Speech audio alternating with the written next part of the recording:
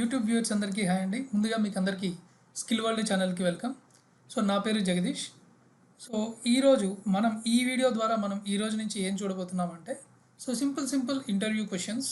So ఏదైతే accounting పైన జనరల్గా నార్మల్ నాలెడ్జ్ కావాలి అన్నా కానీ, బేసిక్ నాలెడ్జ్ కావాలి అన్నా కానీ, so A type of topics మీద ఎక్కువగా కాన్సన్ట్రేట్ చేస్తే మనకి మినిమం బేసిక్ నాలెడ్జ్ వస్తుందో ఆ చిన్న చిన్న క్వశ్చన్స్ మాత్రమే ఇక్కడ తీసుకొని ఎక్స్ప్లెయిన్ చేయడం జరుగుతుంది. సో ఇలాంటి వీడియోస్ నేను కంటిన్యూగా ఏంటంటే ప్రిపేర్ చేస్తూ పెడుతూ ఉంటాను ఇంకా. సో ఇదేమవుతుందంటే మీకు అందరికీ కూడా ఈజీగా హెల్ప్ఫుల్ అవుతుంది. సో ఏదైనా జాబ్ పర్పస్కి కావచ్చు, లేదా ఏదైనా ఇంటర్వ్యూకి కావచ్చు, లేదా ఏదైనా కాంపిటేటివ్ ఎగ్జామ్స్కి కోసం కావచ్చు. సో సింపుల్ బేసిక్ క్వశ్చన్స్ని నేను ఎక్స్ప్లెయిన్ చేస్తాను. సో ఇది ఎలాగో మోర్ దాన్ 5 minutes అంటే ఎక్కువగా టైం ఏం పట్టకపోవచ్చు. I mean less than 10 minutes లోపలే ఫినిష్ చేసేటట్లు ఓన్లీ 4 to 5 క్వశ్చన్స్ మాత్రమే చూసుకుంటూ వెళ్దాం. ఓకే, సో ఈరోజు ఫస్ట్ క్వశ్చన్, ఈ వీడియోలో ఫస్ట్ క్వశ్చన్ ఏంటి అంటే, what are the common errors in accounting, how to identify these errors. జనరల్గా ఏంటంటే, సార్ నాకు అకౌంటింగ్ నాలెడ్జ్ ఉంది, నేను అకౌంట్స్ వేస్తాను, ఇలాంటివన్నీ చెప్పినప్పుడు ఓకే. సో బేసిక్గా మీరు మీరు ఇప్పటి వరకు మీ ఎక్స్పీరియన్స్లో మీరు ఎక్కడైతే పనిచేశారో అక్కడ ఎలాంటి వాటిల్లో మిస్టేక్స్ జరుగుతూ ఉంటాయి తరచుగా, ఆ మిస్టేక్స్ని మీరు ఎలా రెక్టిఫై చేస్తారు అనేది ఉంటుంది. కామన్గా మనం ఎప్పుడైనా సరే ఫినాన్షియల్ స్టేట్మెంట్స్ కానీ అకౌంట్స్ కానీ వేసేటప్పుడు మోస్ట్ ప్రాబబ్లీ ఎర్రర్స్ ఎక్కడ జరగచ్చు అంటే, ఆ ఎర్రర్స్ జరిగాయా లేదా అని చెప్పి మనం క్రాస్ చెక్ చేసే క్రమంలో మనకి ఎక్కడ తెలుస్తుంది అంటే, మనకి తెలిసే ఏంటంటే ట్రయల్ బ్యాలెన్స్లో తెలుస్తుంది. ట్రయల్ బ్యాలెన్స్ అంటే ఏంటి, దాన్ని ఎలా చేయాలి ఏంటి అనేది మీకు కనుక తెలియాలి అని అనుకుంటే, ఆ ట్రయల్ బ్యాలెన్స్ గురించి నేను కంప్లీట్గా క్లియర్ కట్గా ఆల్రెడీ నా ప్రీవియస్ వీడియోస్లో పెట్టాను. సో మీరు వెళ్ళి చెక్ చేసుకోవచ్చు. చాలామంది ఏం చేస్తున్నారంటే, సార్ కంటిన్యూయేషన్ కరెక్ట్గా దొరకడం లేదు, మిస్ అయిపోతున్నాము అంటే, ఎప్పుడైతే మీరు ఒక వీడియో చూస్తారో, ఆ వీడియో నోటిఫికేషన్ వస్తుందో, ఆ నోటిఫికేషన్ కింద స్కిల్ వరల్డ్ అనేది ఉంటుంది, ఛానల్ నేమ్ ఉంటుంది. ఆ ఛానల్ నేమ్ని క్లిక్ చేసినప్పుడు వీడియోస్ ప్లేలిస్ట్ అని చెప్పి ఇలా రకరకాలుగా చూపిస్తుంది. అందులో మీరు ప్లేలిస్ట్ క్లిక్ చేశారంటే మీకు సెగ్రిగేషన్ వైజ్గా, అంటే ఫినాన్షియల్ అకౌంటింగ్ వీడియోస్ సపరేట్గా, అలాగే అకౌంటింగ్ వీడియోస్ సపరేట్గా, అలాగే టాలీ వీడియోస్ సపరేట్గా, రైట్. సో అలాగే ఎకనామిక్ వీడియోస్ సపరేట్గా, ఇలా ఏంటంటే సపరేట్ ప్లేలిస్టులు ఉంటాయి. అందులో మీకు కావాల్సిన మీ రిక్వైర్మెంట్కి తగిన విధంగా ఏదైతే ప్లేలిస్ట్ కనబడుతుందో ఆ ప్లేలిస్ట్ మీద మీరు క్లిక్ చేస్తే మీరు ఆ ప్లేలిస్ట్ రిలేటెడ్ అన్ని వీడియోస్ని మీరు అక్కడే చూడొచ్చు. మీకు ఎక్కడ కూడా కంటిన్యూయేషన్ మిస్ అయ్యే ఛాన్స్ లేదు. ఓకే, కాకపోతే మీరు ఎలా చూస్తున్నారంటే, ఫస్ట్ వీడియో ఒకటి కనిపిస్తుంది కదా, దాన్ని చూసారు, దాని తర్వాత వెంటనే సెకండ్ వీడియో మీకే కనిపించేయాలి ఆటోమేటిక్గా అని మీరు ట్రై చేస్తున్నారు. ఇన్ కేస్ అది మిస్ అయితే ప్లేలిస్ట్కి వెళ్ళి వెతికి చూడండి. Okay, so come back to the subject కింద కనుక మనం వచ్చినట్లయితే, కామన్గా మనకి ట్రయల్ బ్యాలెన్స్లో ఎర్రర్స్ జరుగుతాయని చెప్పాను. ట్రయల్ బ్యాలెన్స్లో మీకు ఏదైనా డౌట్ ఉంటే ప్రీవియస్ ట్రయల్ బ్యాలెన్స్ వీడియో కూడా చూడమని చెప్పాను. ఇన్ జనరల్గా మనకు జరిగే ఎర్రర్స్ ఏంటి అంటే, errors of omission, errors of commission, error of principle, compensating errors అని చెప్పి ఈ టైప్స్ ఆఫ్ ఎర్రర్స్ మాత్రమే మనకి బిజినెస్లో రెగ్యులర్గా జరుగుతూ ఉంటాయి. ఎర్రర్స్ ఆఫ్ ఒమిషన్ అంటే ఒమిట్ చేసేసాం, అంటే వదిలేసాం. ఒక ఎంట్రీని రికార్డ్ చేయడము కంప్లీట్గా మర్చిపోయి ఉంటాం. Debit effect, credit effect record చేయడం కంప్లీట్గా ఏం చేస్తుంటామంటే మర్చిపోయి ఉంటాం. కాబట్టి ఏమవుతుంది అంటే, దానివల్ల ట్రయల్ బ్యాలెన్స్ మ్యాచ్ అవుతుంది కానీ ఎగ్జాక్ట్ మనం అనుకున్న అక్యురేట్ ఫిగర్ అయితే రాదు. సే for example rent account to cash account అనే జనరల్ ఎంట్రీ మిస్ చేశారు, అయితే ట్రయల్ బ్యాలెన్స్ టాలీ అయిందా లేదా అంటే అయ్యింది, మరి బ్యాలెన్స్ షీట్ టాలీ అయిందా లేదంటే అది కూడా అవుతుంది. మరి ఎక్కడ సార్ మిస్ అయ్యింది అంటే, రెంట్ గురించి మనం ఎక్స్ప్లెయిన్ చేయడంలో మిస్ అయ్యాము. అర్థమవుతుందా, రెంట్ అనేది మిస్ అయ్యాం. ఎర్రర్స్ ఆఫ్ ఒమిషన్లో మళ్ళీ 2 types ఉంటాయి actually. Partial omission, complete omission అని చెప్పి. పార్షియల్ ఒమిషన్ అంటే డెబిట్ లెగ్ రికార్డ్ చేసి క్రెడిట్ లెగ్ మర్చిపోవడం, లేదా కంప్లీట్ ఒమిషన్ అంటే పూర్తిగా మర్చిపోవడం అర్థం. పూర్తిగా మర్చిపోయినప్పుడు ఇబ్బంది అవుతుంది, ఎందుకంటే ట్రయల్ బ్యాలెన్స్ మ్యాచ్ అవుతుంది, బ్యాలెన్స్ షీట్ మ్యాచ్ అవుతుంది. సో అలాంటప్పుడు ఐడెంటిఫై చేయడం కష్టం. అలా కాకుండా ఓన్లీ పార్షియల్ ఎర్రర్ అనుకోండి, ఈజీగా ఐడెంటిఫై చేయొచ్చు, ఎందుకంటే మీకు ట్రయల్ బ్యాలెన్స్ మ్యాచ్ కాదు, at the same time balance sheet match కాదు. ట్రయల్ బ్యాలెన్సే మ్యాచ్ కానప్పుడు ఇంకా బ్యాలెన్స్ షీట్కి వెళ్ళి ఏం చేస్తారు, రైట్. సో అక్కడే తెలిసిపోతుంది మీ అకౌంట్స్లో ఏదో మిస్టేక్ ఉంది అని చెప్పి. మరి దాన్ని ఎలా రెక్టిఫై చేస్తాం అనేది కూడా చూద్దాం, రైట్. అలాగే errors of commission, errors of principle, compensating errors.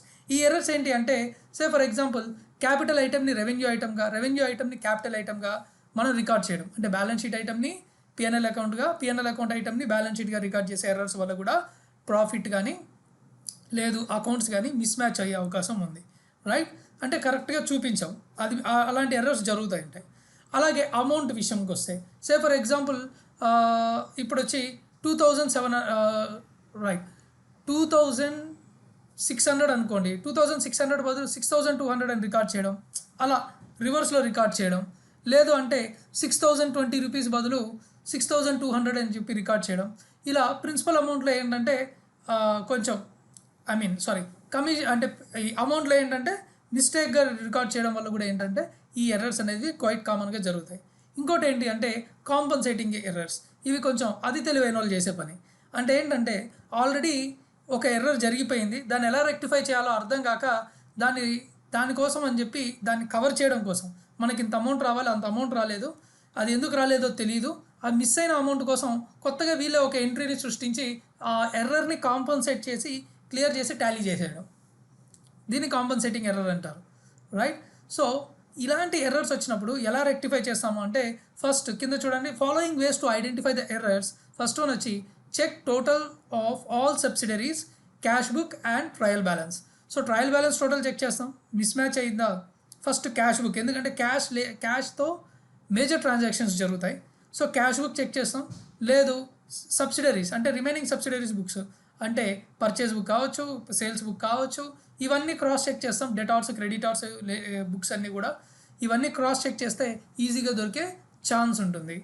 Right, so next వచ్చి ensure all ledger balances have been balanced properly.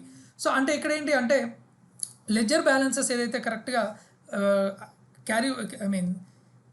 Carry down broad down చేస్తామో అవన్నీ కూడా ప్రాపర్గా చేసామా లేదా, ఎక్కడైనా క్యాలిక్యులేషన్ మిస్టేక్ ఏమైనా జరిగిందా లేదా అనేది చెక్ చేసుకోవాలి. ఇది మాన్యువల్ అకౌంట్స్లోనే ఎక్కువగా జరుగుతూ ఉంటుంది.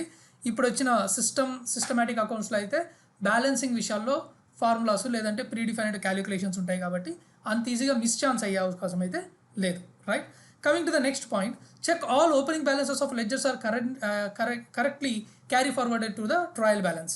సో ఏదైతే opening balances of the ledgers, ఇక్కడ ఏదో చిన్న మిస్టేక్ జరిగినట్టుంది, ఓపెనింగ్ బ్యాలెన్సెస్ అని కాదు, ఏదైతే ఒక లెడ్జర్ బ్యాలెన్స్లో క్లోజింగ్ బ్యాలెన్స్ ఉంటుందో ఆ క్లోజింగ్ బ్యాలెన్స్లో బ్రాడ్ డౌన్ బ్యాలెన్స్ ఉంటుందో ఆ బ్రాడ్ డౌన్ బ్యాలెన్స్ మాత్రమే మనకి ఎక్కడికి వెళ్ళాలి అంటే ట్రయల్ బ్యాలెన్స్లోకి వెళ్ళాలి.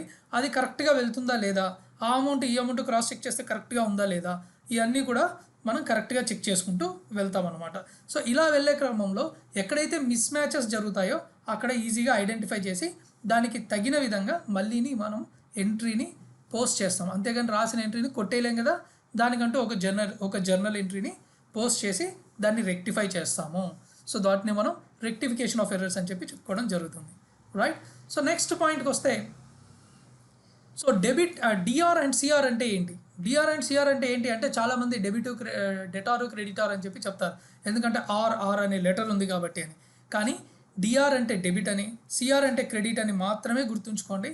అది ఓన్లీ డెబిట్ అండ్ క్రెడిట్ ట్రాన్సాక్షన్స్ని రికార్డ్ చేయడానికి మాత్రమే దాన్ని మనం నోట్ చేసుకోవడం జరుగుతుంది తప్ప DR is not equals to the debtor as well as CR is not equals to the creditor. Right, DR refers to the debit as well as CR refers to the credit. What are the different branch of accountings? So A types of accountings మామూలుగా మనకు ఉంటాయి అంటే, so యూజువల్గా మనం subject పేరులాగా చెప్పకూడదు. Cost accounting, tax accounting, corporate accounting, company ఇలా చెప్పకూడదు. So cost accounting, financial management and management accounting అని చెప్పి చెప్పాలి. సో వాటిల్లో ఏమేమి వస్తాయి అనేది మీకు ఆల్రెడీ సిలబస్ చదివే వాళ్ళకి అన్నీ తెలుసు. So cost related to the cost per unit, industries, labour, wages, over heads ఇవన్నీ కలిసి ఉంటాయి. ఫినాన్షియల్ అకౌంటింగ్ అది కూడా తెలిసిందే. ఫినాన్షియల్లో మనకి పార్ట్నర్షిప్, కంపెనీ అకౌంట్స్ ఇవన్నీ కూడా కలిసి వస్తూ ఉంటాయి. సో మేనేజ్మెంట్ అకౌంటింగ్ ఇది రిలేటెడ్ టు ద ఏంటంటే సో రేషియో అనాలిసిస్ కావచ్చు. సో అలాగే మనకి ఏంటంటే related to the consignment accounts కావచ్చు, స్పెషలైజ్డ్ అకౌంట్స్ ఉంటాయి, గవర్నమెంట్ అకౌంట్స్ కావచ్చు. రైట్, సో అలాగే జాయింట్ వెంచర్స్ కావచ్చు, కన్సైన్మెంట్ ఆల్రెడీ చెప్పాను కదా. రైట్, సో అక్విజిషన్స్, అమాల్గమేషన్స్ ఇలాంటివన్నీ కూడా మనకి ఏంటంటే మేనేజ్మెంట్ అకౌంట్ కిందకి రావడం జరుగుతుంది. Next, what is mean by asset? అసలు అసెట్ అంటే ఏంటి? బిజినెస్లో అసలు అసెట్ అంటే ఏంటి? అసెట్ ఏంటి అంటే దానివల్ల బిజినెస్కి అదొక వనరు లాంటిది. అంటే it is nothing but a resources to the business which generates a revenue in the future.